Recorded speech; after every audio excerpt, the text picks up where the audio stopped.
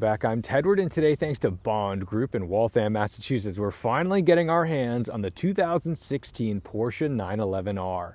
This 911R is one of the most important cars in modern Porsche history because it really laid out the landscape for what was to come. So first, let's talk about what is a 911R. Essentially, it is a limited production lightweight version of the GT3 RS. You get a 4-liter flat six with 500 horsepower, a manual 6-speed transmission not available in the RS variants of the 991.1s or any real RSs since 997. So that was a big deal to get a 6-speed mated to this engine.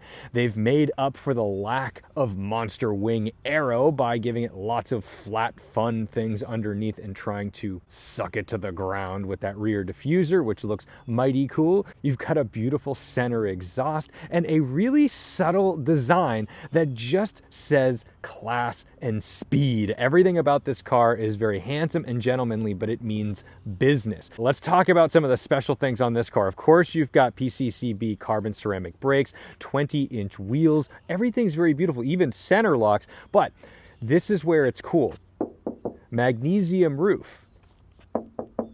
Carbon fiber bonnet. This sheds a lot of weight. This only weighs about 3,020 pounds. And if you think about what a modern GT3 weighs, you're looking more like 3,400 pounds. So it may not sound like a lot, but that's a big deal. In addition to that, this has rear wheel steering. So this enables this larger than a 997 platform to be more agile by mimicking a shorter wheelbase at lower speeds and a longer wheelbase at higher speeds, making this incredibly agile and stable. Inside, we get these beautiful carbon buckets with houndstooth inserts. Now, I know we see houndstooth in lots of 911 builds today, but at the time, this was sort of reserved for very special cars. So to see this in this car was really incredible because other than that, we'd said the 50th anniversary 911 got it as well. But this is really the big party right here is our 6-speed manual transmission. We'll get to that when we're driving it. So let's come around back,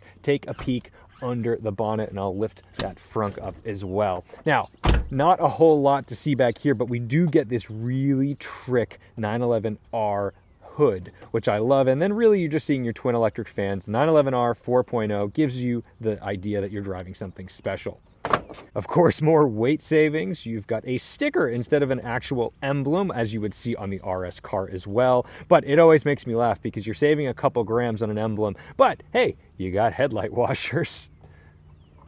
But this is where you start to see monster weight savings because this is ultra light. This is all carbon fiber, still plenty of room for my cameras and things in the front. We love that about a 911 because not only are they incredibly fun to drive on street and on track, but they are also quite practical and you can use them. The R is also supposed to be one of the most raw versions of the 911, so there's not a whole lot between that engine and you. There's very little sound deadening in this car, meaning you can hear everything. And there was an option on this car.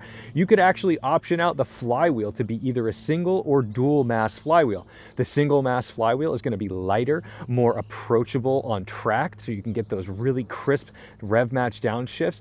But the dual mass is going to be a little easier to drive around town. It's going to be more forgiving. Now, this is a dual mass car, so you be the judge whether you would have spec'd your 911R out with a single mass or dual mass flywheel, but we're going to drive this one today. So let's jump in, roast some gears, and talk about how this car influenced the future of the 911 GT brand. To start the 911R, we've got our paint matched key. We can put this in our left-hand ignition. Jumps right to life. And you'll notice there's some special touches on the R compared to the GT3 or GT3 RS. This has green gauges in commemoration to the older vintage cars, and it appears that this is a European car because we have a 350 kilometer per hour speedo here. And then everything else is pretty much ordinary 911 fanfare, except for the fact that you get the 911R limited edition number 831 of 991. So that gives you an idea of how limited this production was, which is why this car is important, because everybody saw this and said, wait a minute, Porsche, you didn't give me a manual transmission in my GT3, but you did give it to this. So suddenly, this $185,000 MSRP car hits the market and people go bananas. And the car value rose to around $800,000. Absolutely bonkers.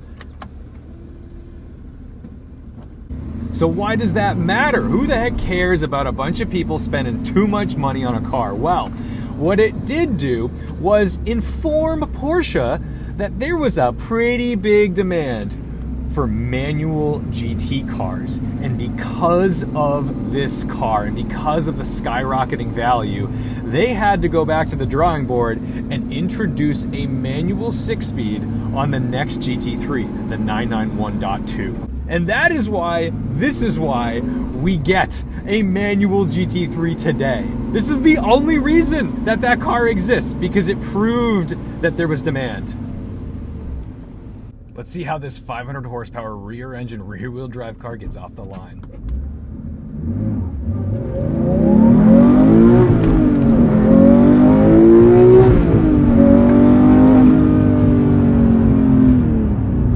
This is outrageous. Now you'll notice it doesn't rev out to 9,000 RPM like the GT3, because the RS engine was tuned a little differently. I think it had a little bit of different internals, and I believe that's because it was tuned for more low-end torque rather than just achieving that crazy high RPM number. But you can hear everything going on behind us. It's so present in the cabin. Now, because we've now experienced things like the GT4 RS as a production car, this is no longer like the most raucous interior sound of a production Porsche. But it is still insane that this made it to market and gave way to things like the GT3 Touring.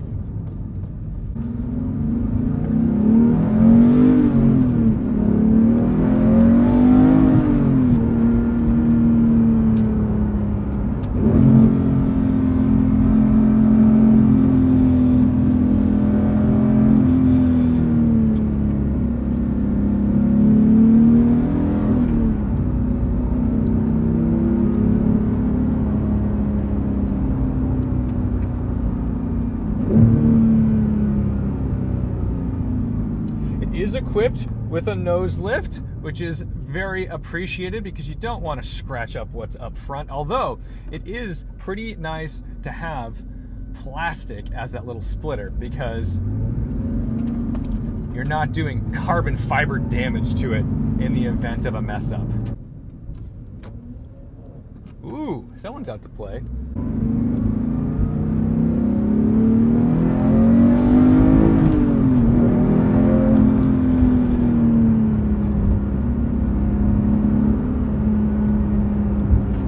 A lot of mid-range grunt.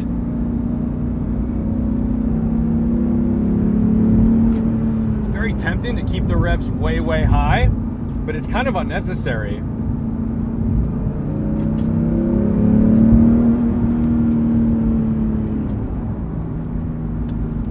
And this flat 6 sounds really angry. It kind of reminds me more of my 3.2 liter in my 911 from 1988 than like a new GT3, because it doesn't seem to have that piercing scream. It seems to be a little more guttural.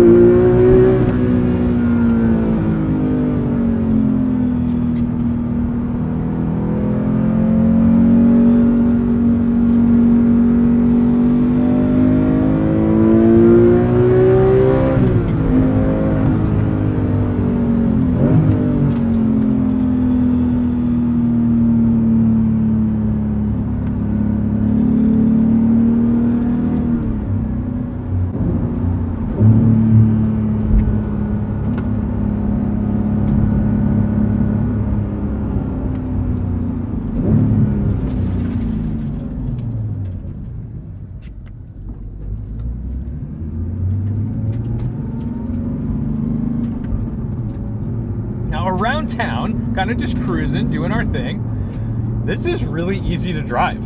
And I think maybe that dual mass flywheel has something to contribute to that, because although this feels like a really incredible short gear ratio, fun little gearbox, it's also not cumbersome to get into the next gear, let out the clutch. I'm not clunky at all. Everything's really smooth. So, I gotta say, maybe that's a little bit of a case for the dual mass over the single mass around town, because the way I see this 911R fitting into somebody's life is being a daily driver. I know that's a crazy thing to say, but this is like the ultimate GT car that you could use.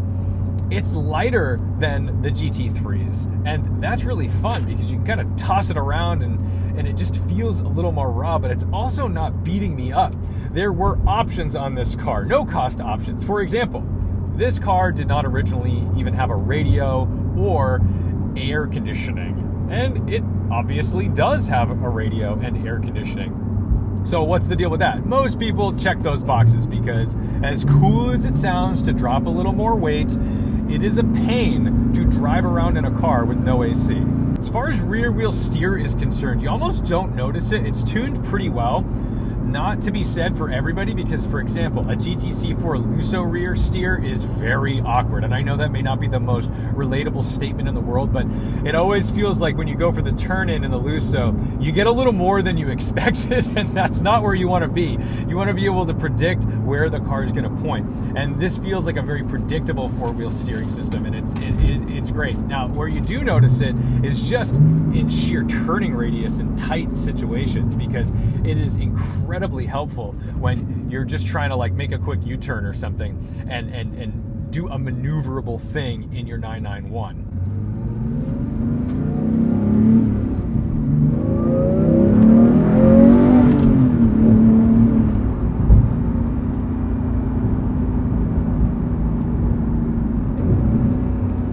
Gearbox feels phenomenal. The 6-speed GT cars always feel better than the 7 speeds they put in the ordinary cars.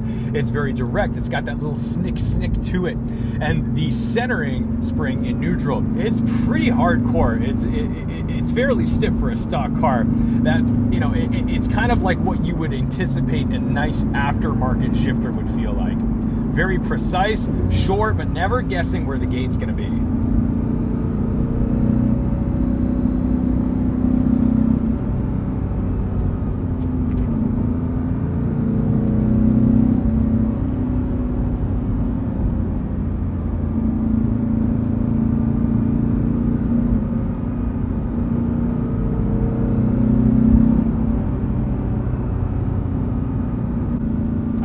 Love the driving position of this car. The carbon buckets get you nice and low. You can raise them and lower them if need be. And the steering wheel position is perfect. This is like proper race car stuff, right in your face.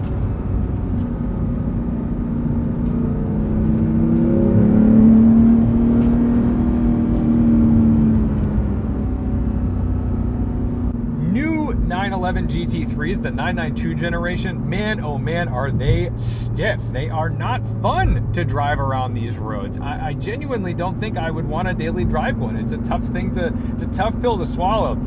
This suspension's perfect. It's dialed in for the street, and it's stiff enough to do the track duty or the canyon carving. Really, the canyon carving, I think, is where this thing is at.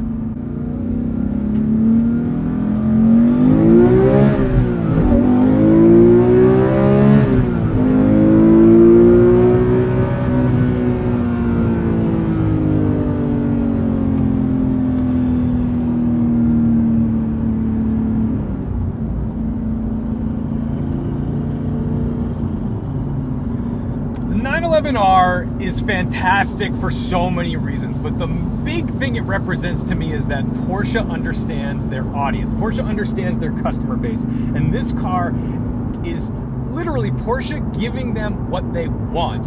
And after testing the waters with this, realizing that not just a select few 991 customers would be satisfied or satiated by this car as a manual GT car, they went and built manual GT3s. They listened to the market. They kind of copped out by saying, hey man, these prices are getting wild. We got to control the market. It's not cool that you're reselling our cars for $800,000. Right? No, they clearly just capitalized on the fact that they were, oh my God, people are paying that much money just to get this thing in a manual? Wow. Now I know that's not the only reason this car is great. It's not just this manual transmission, but the 911R was a real wake-up call for the future of the GT division and what people were looking out of them. Of course, we care about lap times. Of course, we care about speed. However, driving enthusiasm, driving tactility, driver engagement, that is what these cars are all about. And that's what a Porsche customer is looking for. And at least giving us the option to have a manual GT3, well, that's enough for me. So thank you so much to Bond Group for letting me have a go in one of the greatest modern Porsches ever built. This is a real big deal to be driving a 911R. I'm really thrilled by it. It's fantastic, and I understand why people were going nuts over it back in 2016, 2017, because this experience didn't exist anymore. This was a real rare thing. Thank you guys so much for watching, liking, commenting, and subscribing. Don't forget to respect the drive, and I'll see you in the next one.